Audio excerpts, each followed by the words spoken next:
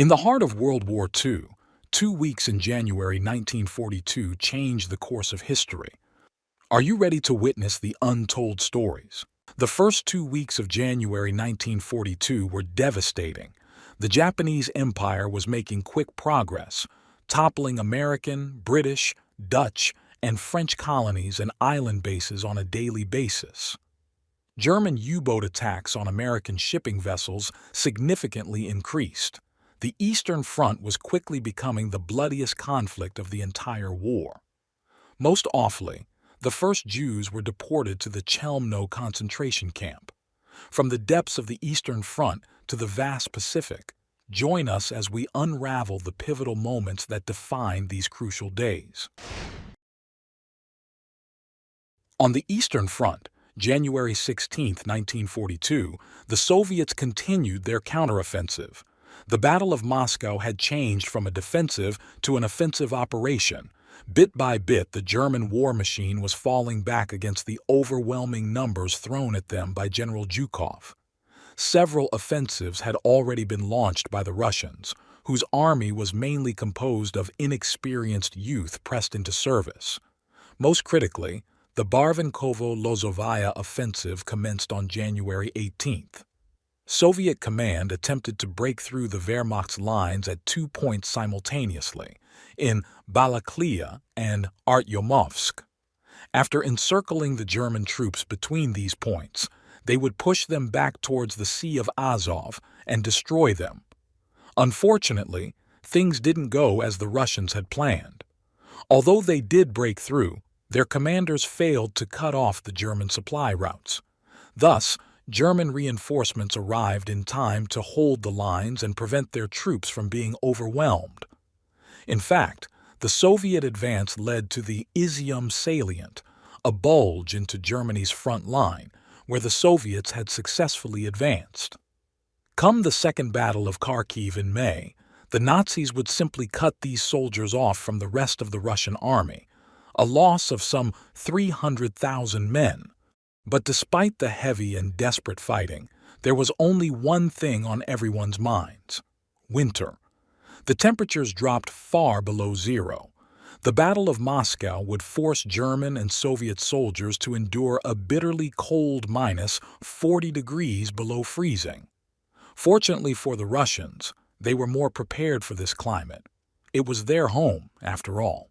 On the other hand, the Germans had been stretched thin, partly due to their blitzkrieg approach in the fall of 1941.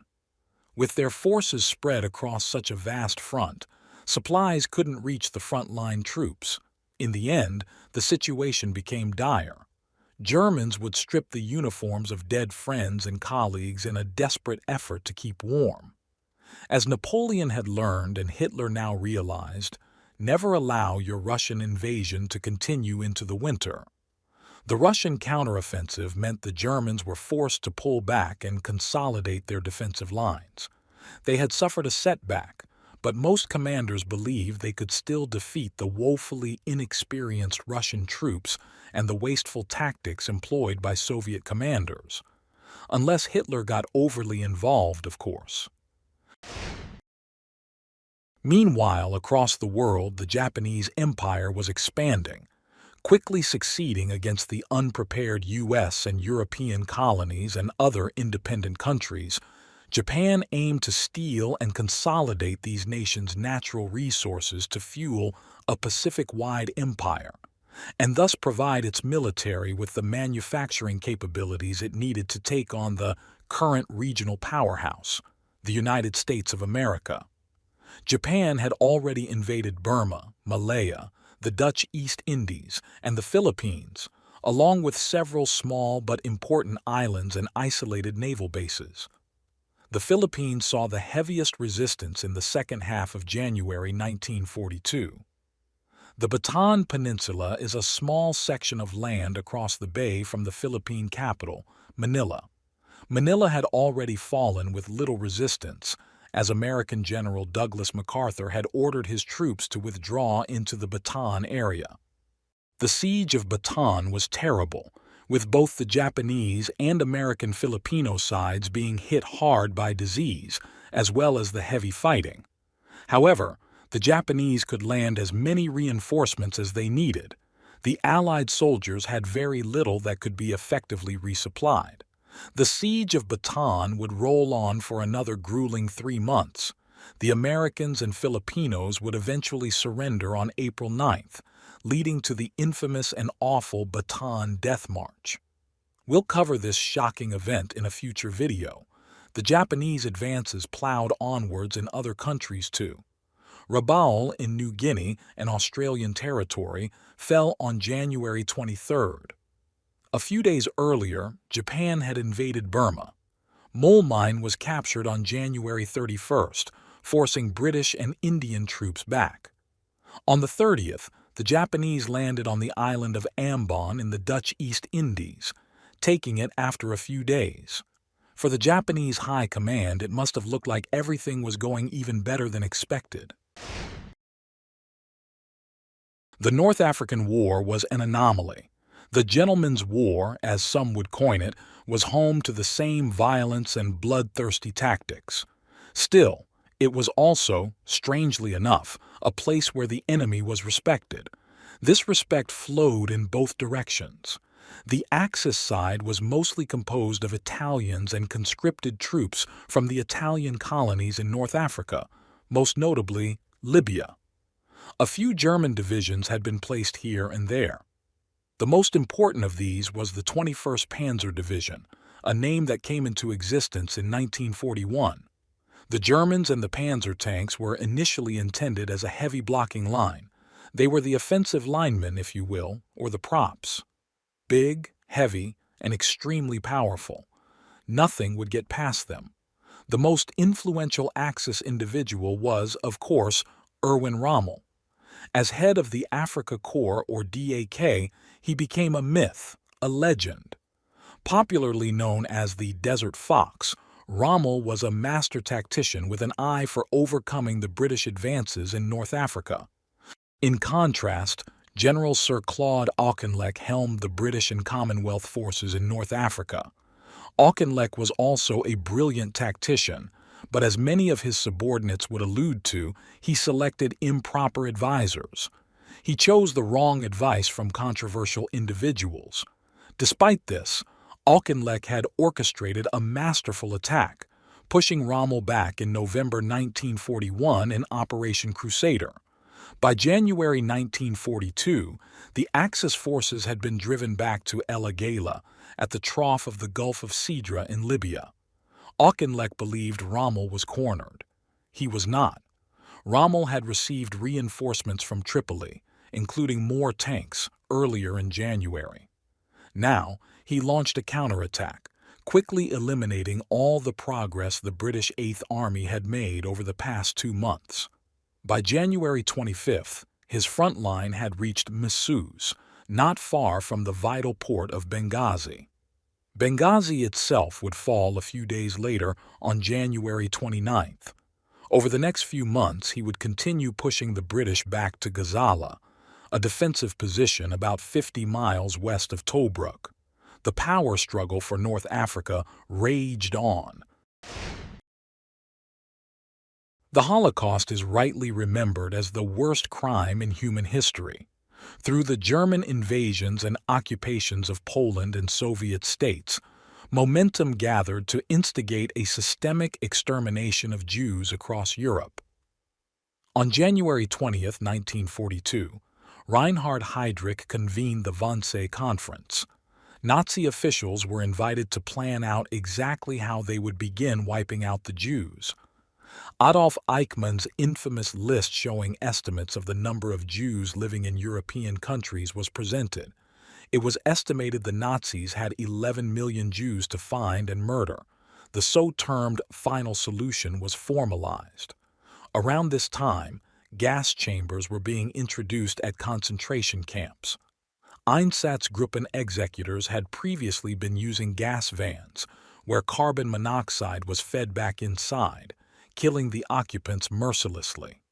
Zyklon B, the notorious hydrogen cyanide gas, began taking root as the Nazis' preferred method of execution after sickening experiments were carried out on Soviet prisoners of war.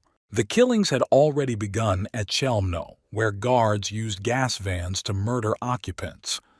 In the coming months, they would also start murdering prisoners at other high-profile concentration camps, including Belzec, Sobibor, Treblinka, and Auschwitz-Birkenau. The end of 1941 and the start of 1942 saw the largest escalation of atrocities in the history of the Holocaust. It was a terrifying time to be alive. The home fronts continued much the same, with one notable development. On January 26, 1942, U.S. soldiers landed in Northern Ireland. They became the first American troops to set foot in Britain, and therefore Europe, in the Second World War. American armaments and troops now began flocking into the UK. Most of them wouldn't see any action until D-Day, over 2 years in the future. But they would learn about their enemy, and, more importantly, their ally by living alongside them. The culture shock was quite intense, as it might still be today. The average American soldier made far more money than his British opposite, and troops had to take lessons on what was acceptable and what most certainly wasn't in British culture.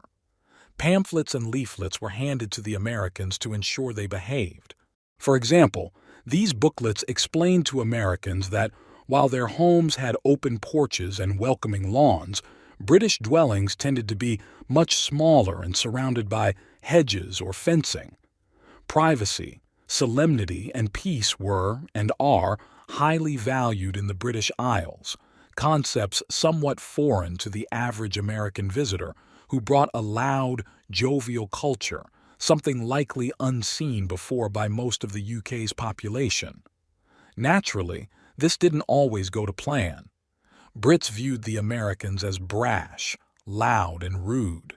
The U.S. troops saw their hosts as uptight and emotionless. However, for the most part, the two vital parts of the war machine learned to live side by side in an ever more turbulent part of the war. As of January 1942, the leading players had been established.